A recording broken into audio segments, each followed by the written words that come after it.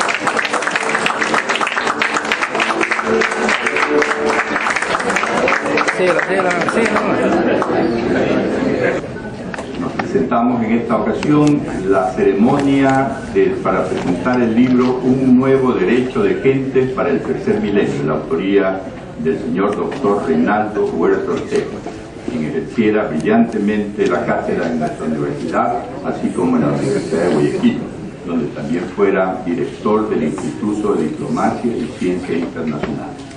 El programa: primero, la semblanza del profesor a cargo de la exalumna, doctora Roxana Chan, quien tiene una maestría en Relaciones Internacionales obtenida en la Universidad Georgetown.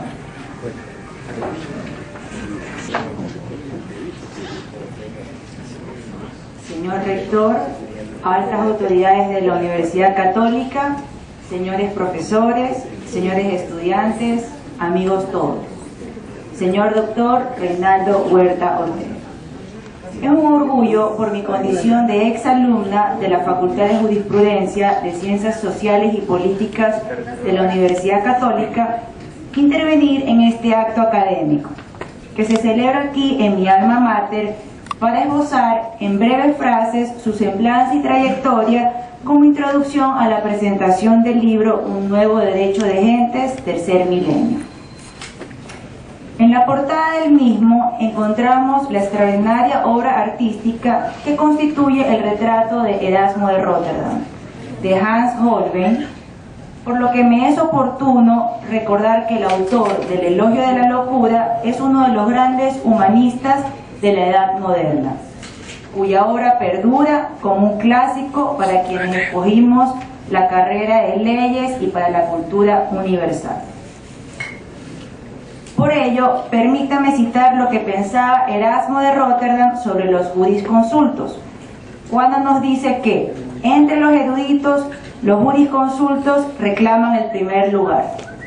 Y cierto es que ningunos otros se muestran tan satisfechos de sí mismos cuando verdaderos sísifos suben eternamente la piedra. El doctor Reinaldo Huerta Ortega, nuestro profesor, ha publicado con anterioridad el libro Jus Cogens, obra que también fue editada por la Universidad Católica, investigando en forma muy especial la Convención de Viena sobre el Derecho de los Tratados de 1969 y sus obligaciones para la República del Ecuador. Doctor en Jurisprudencia y Ciencias Sociales y Política de la Universidad de Guayaquil. Ejerció la cátedra titular en la Facultad de la Universidad Católica de Santiago de Guayaquil por 40 años y ha obtenido el cuarto nivel de estudios superiores por el CENESID como Master of Comparative Jurisprudence de la Universidad de New York, MCJNYU 1976. Dirigió el Instituto de Investigaciones Jurídicas ISEJ de la Universidad Católica y el Instituto Superior de Posgrado en Ciencias Internacionales y Diplomacia Dr. Antonio Parra Velasco de la Universidad de Guayaquil. Igualmente ha sido catedrático de la materia de geopolítica en la Academia de Guerra Naval en el curso de Estado Mayor, profesor de la maestría en Administración de Empresas de la Escuela Superior Politécnica del Litoral Espolo, miembro de la Junta Consultiva de Relaciones Exteriores. Ha sido también miembro de la sección jurídica de la Casa de la Cultura Ecuatoriana delegado oficial de la República del Ecuador a la Conferencia del Derecho del Mar, miembro de la Federación Interamericana de Abogados, embajador extraordinario y plenipotenciario de la República del Ecuador ante los Estados Unidos Mexicanos, 2004-2006, árbitro de la Cámara de Comercio Guayaquil. Corresponde al querido maestro doctor Galo García Ferot tratar en su intervención sobre el contenido y el análisis de la nueva obra del doctor Reinaldo Huerta Ortega, Un nuevo derecho de gentes, tercer milenio. Muchas gracias. Bien. El doctor Galo García Ferot es vicerrector de la Universidad Católica Santo de Guayaquil en el análisis del contenido del libro Un nuevo derecho de gentes, tercer milenio.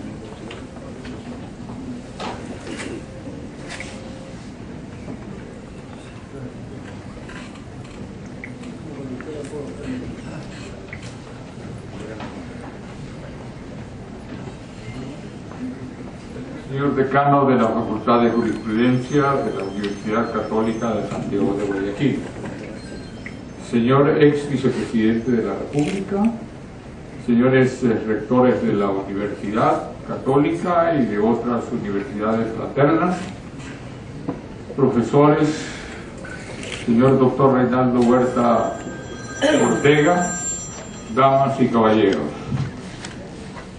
Al realizar la lectura del libro de Derechos de Gentes, fruto de los valiosos estudios de Reinaldo Huerta Ortega en el nivel realmente de una depurada investigación, paulatinamente encontré una cierta coincidencia con varias de las percepciones e intuiciones que me han dominado en no pocas ocasiones entre los obsequios y beneficios de la cátedra y del tránsito académico. Permítaseme entonces detenerme primeramente en esas percepciones o intuiciones que forman parte de la belleza que comporta la tarea en los escenarios universitarios, sin que pueda invocar una argumentación científica.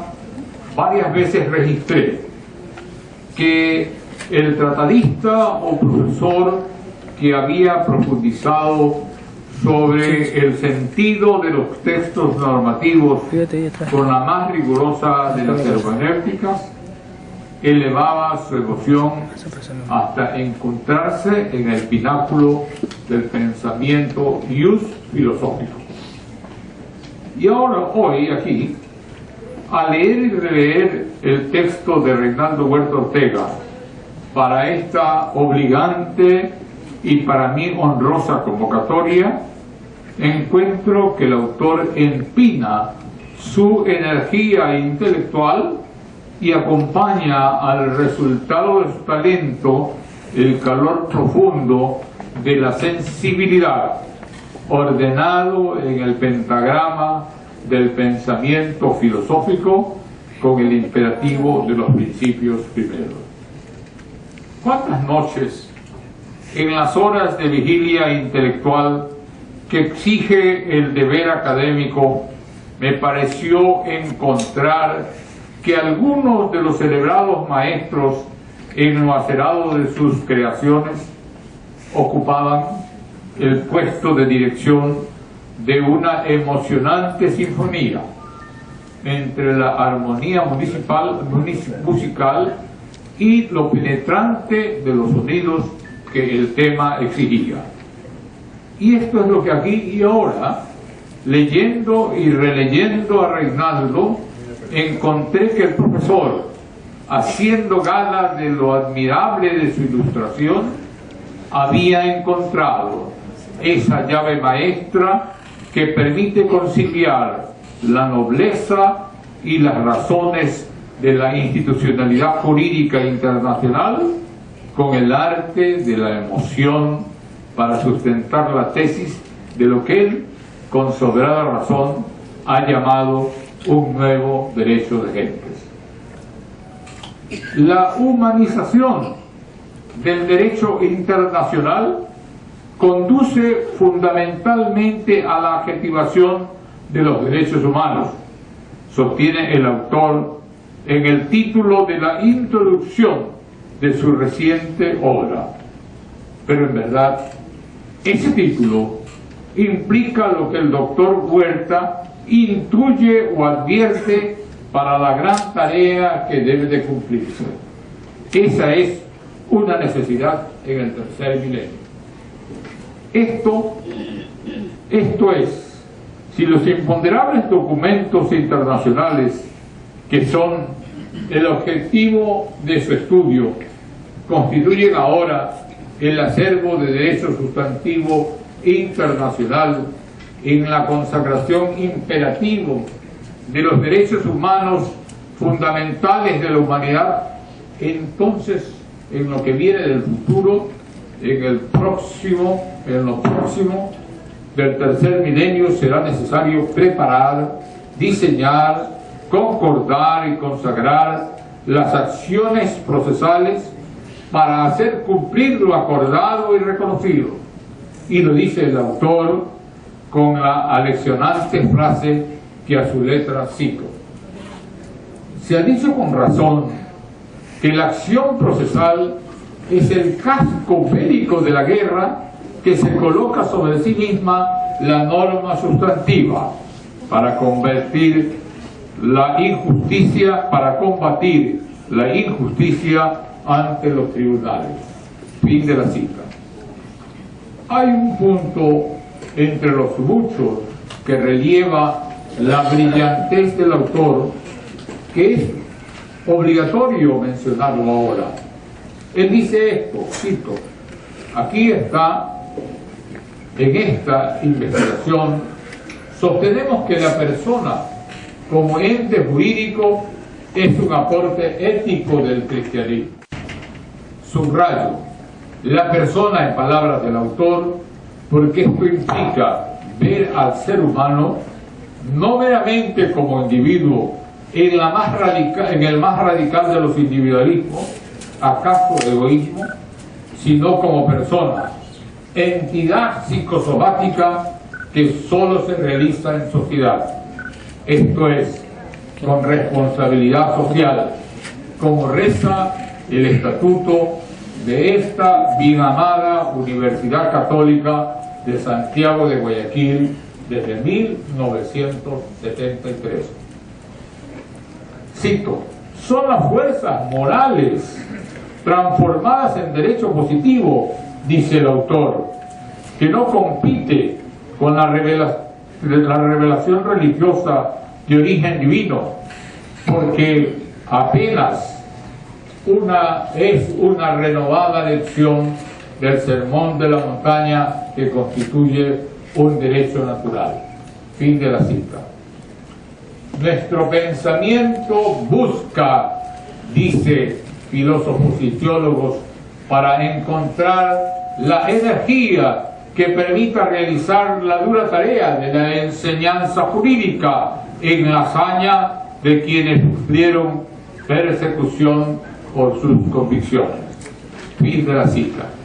Allí entonces la heroicidad y la acción desde Eloy Alfaro a Teresa de Calcuta, Mandela, Gandhi y muchos más en la galería de ejemplos que alientan el vigor de Reinaldo. La amplia meditación de Reinaldo Huerta le ha permitido recordar personajes ilustres y momentos históricos de una especie de síntesis como visión omnicomprensiva para sustentar su tesis, sin olvidar la trascendencia de las lecciones del Papa Francisco en su magnífica coincidencia en lo más profundo de los derechos fundamentales de la humanidad. Sus evocaciones, las de Reinaldo, son múltiples, innumerables, moviendo al actor y a sus alumnos primeramente a la búsqueda de lo sugerido para completar los escenarios, porque el autor, convencido de su vasta y real ilustración, que no por vanidad permite al lector interactuar en la proposición de sus admonitivas y anheladas respuestas que resumen su obra, angustiado y angustioso en el llamamiento a fin de que una reivindicación universal, permanente, inacabada pueda cumplirse. Pero en el avance de todas estas confrontaciones que suscitan y conciernen al nuevo orden de derechos de gentes que aquí celebramos en el recuento de los siglos que describe, no olvida que, cito, las semillas del nuevo derecho de gentes de nuestros días fueron sembradas con ardor y valentía por quienes como sacerdotes supieron defender al Dios de su fe cristiana, y no solo a los indios de América, sino a la persona humana como tal en el universo.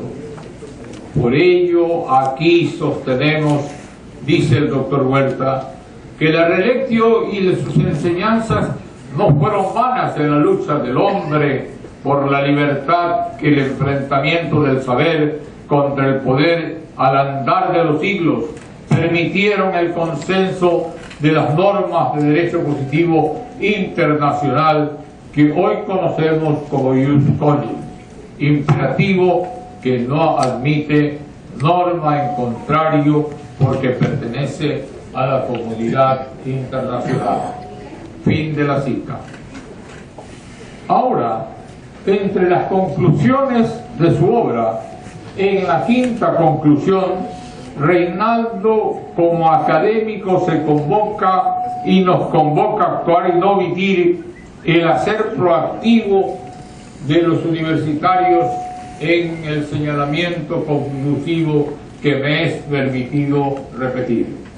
Cito: aceptemos entonces que el desarrollo progresivo del derecho internacional público surgirá victorioso con el ius cogens y debe estar enraizado en la conciencia del hombre, porque así sus normas imperativas se evitarán la impunidad de los corruptos que respetan la justicia. Aceptemos, dice, que el conocimiento y la difusión de las normas imperativas deben movilizar la conciencia social de los gobiernos responsables de una política exterior que cumpla con los objetivos del milenio. Así, señor decano, al concluir esta honrosa misión académica, agradezco a usted y a las altas autoridades de la universidad por haberme permitido que ocupe y regrese una vez más a esta querida y calificante tribuna. Precisamente en el día en que se cumplen 101 años del nacimiento del eminente universitario y profesor Raúl Clemente Huerta, voz inextinguible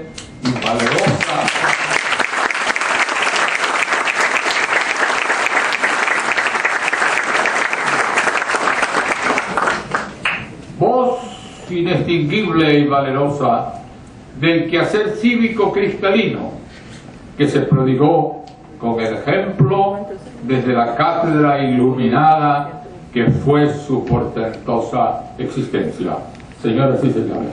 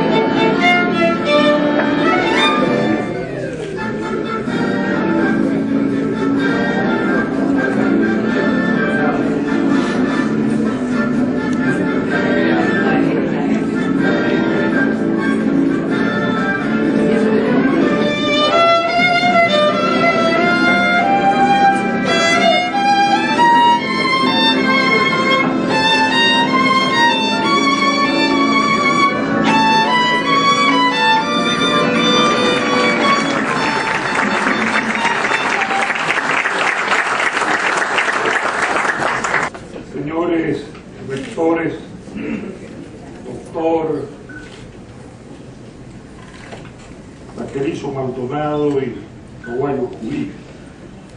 Ustedes representan esta universidad más allá de que estén en esta mesa directiva. La representan con su vida propia, con su ejemplar trayectoria en los distintos campos, no solo profesionales sino políticos, en que han dado ejemplo de civismo a un país que necesita ética.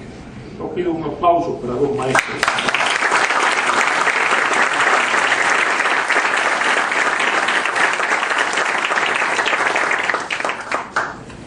Sin duda, agradecer para terminar este acto es obligatorio para quien habla. Agradecer primero a Dios por cuanto me permite estar aquí con ustedes, estar con vida, disfrutar del amor de Graciela aquí sentada, ver a mi familia unida, ver a mis amigos y a la gente que fueron algún día pasado ya, alumnos, gente joven como Rosana Chango, que graduó luego en Washington, gente que trae fuera de todo protocolo su sensibilidad a este acto académico, como Alejandra, que nos dio la lección de la armonía con su violín, porque de nada vale lo académico, ni lo erudito, ni lo científico, si no tiene ese don que Dios entregó al ser humano, que es la armonía de la música. Gracias, Alejandra, por su música, por su juventud, por su condición de venir desde la Facultad de Medicina a esta aula de Leonidas Ortega Moreira. No creo que la amistad y el amor puedan todos los días tener la permanencia de testigos tan nobles. Profesores míos como Rodolfo Cipriano, el doctor Nicolás Castro Benítez, como gran amigo que ayer no pude llegar, por eso esa sea mi primera disculpa, entrando como una familia, la familia que está aquí reunida, a decirle a Aquiles Rigail, gracias por sus expresiones para mi padre, gracias por su nobleza de caballero de bien que siempre lo ha caracterizado. Y un aplauso para Fernando.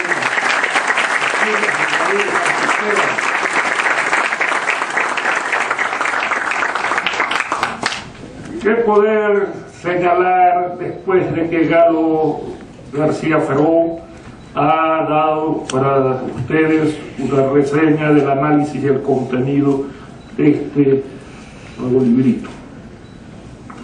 Pues yo creo que puedo señalar su rostro para que lo contemplen los aquí presentes y las nuevas generaciones, como el hombre que supo llevar ese vicerrectorado de la Universidad Católica, ese Ministerio de Educación, ese Ministerio de Gobierno, y ese rostro siempre generoso, siempre abierto, siempre iluminando el camino y no cerrando con egoísmo el paso de nuevos, que siempre volveremos a él por su consejo. Gracias, maestro querido.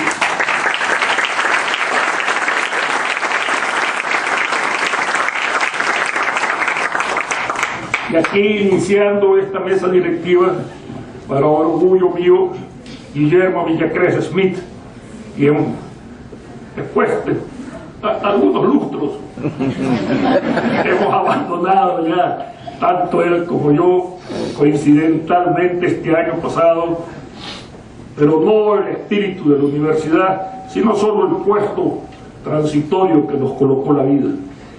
Guillermo es el prólogo, él es el prólogo de esta obra. Y por cierto, él invoca a las dos familias, invoca al doctor Jorge Washington Villacrés Moscoso, e invoca a mi padre, que fue profesor de él, como su tío fue profesor mío. Para ambos señala el camino de la investigación. La sencillez que ha caracterizado y el servicial afecto con que nos ha tratado siempre Guillermo Villacrés Smith no requieren de elogios ni de frases fulgurantes. Gracias, Guillermo, una vez más leal con sus amigos, firme en sus convicciones, seguro de sí mismo. Saludos a Cecilia, que pronto estaremos juntos festejando lo mejor de la vida. Tener, que fueron alumnas, ya en Canadá, no sé por dónde estarán graduándose los nietos. Y eso es la vida. Si la vida vale la pena vivir, si la vida tiene un Dios dentro de la conciencia del hombre, eso es lo que se merece leer en este libro. No es en otro lugar donde debemos buscar nuestra fe, revestirnos de esperanza, enfrentar la crisis de austeridad que esta universidad sufre, con lo cual también es importante que se hable, que hacer libros, que presentar ediciones, que publicar en una época donde el déficit del barril petrolero no permite que se avance ni un milímetro en obras que para muchos dirán son más necesarias que estas páginas, son más importantes, las que deben en la angustia permanente de la miseria que viven nuestras clases bajas. ¿Por qué hacer libros?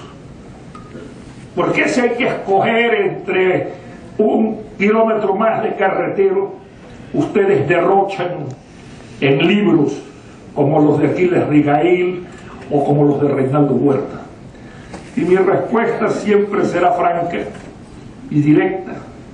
Este país tiene el beneficio mayor no en las Islas Galápagos, no en el Chimborazo con sus 6.200 metros de altitud, no en la cuenca hidrográfica del Guayas, que es la más poderosa desde Alaska hasta Tierra del Fuego, no en las condiciones de ser el primer país exportador de banano, exportador de cacao, tener condiciones hoy de camaroneras gigantes. No, la fuerza de esta nación, y aquí lo reafirmo ante el mundo, es que su voz se levante sin temor, hable sin mimetismos acomodaticios, un día así y callar otro día, para luego estar mirando hacia otro lado cuando hay tragedias migratorias en Europa, cuando hay crisis de miles de muertos diariamente que ya no contamos en Siria, cuando hay relaciones de un tsunami silencioso que es la peste, y cada día es una nueva peste, ya no es el ébola, ya estamos contra un nuevo enemigo que debemos confundirnos los ecuatorianos, porque dicen, es falta de higiene. Claro que falta de higiene, pero es la enfermedad mayor de la vida humana. Y esa es el no tener una mirada comprensiva a los más pobres, el no dar el 0.8%, que es lo que se pide en el objetivo del milenio, a las potencias desarrolladas para combatir este tipo de pestes, para no vender armamento a los africanos, en vez de darles la luz y el deseo de triunfar por encima de los derechos que son no solo olvidados sino violados. Así ocurrió cuando se descubrió América. Así era el mundo cuadrado y casi toca, terminando en Gibraltar, cayó en un abismo. No fue fácil para los astrofísicos de entonces declarar que el mundo no era cuadrado sino redondo, y que lo acepte la Inquisición, y que acepte que la Tierra no era el centro donde giraban los otros planetas, sino que la Tierra era la que giraba alrededor del Sol. Y para Galileo eso significó la hoguera, y que se retracte de sus palabras.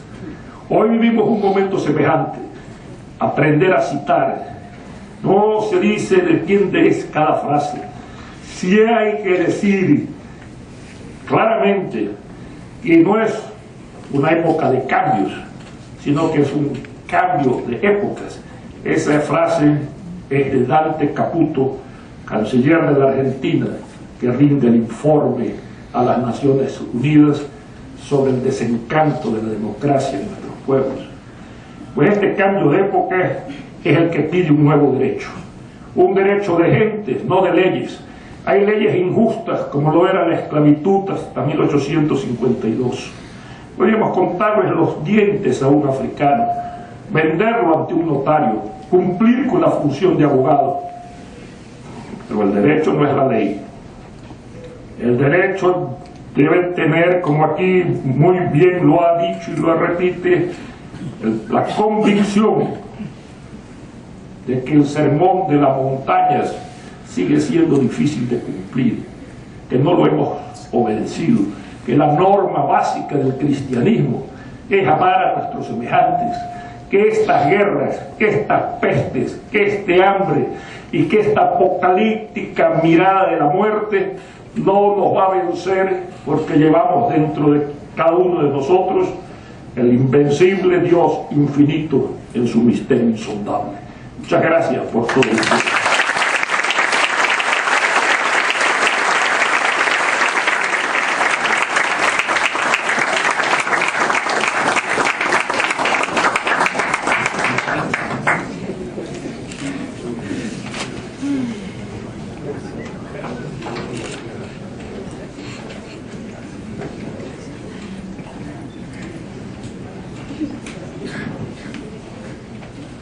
Reiteramos el agradecimiento por haber asistido a esta ceremonia y los invitamos a compartir un brindis.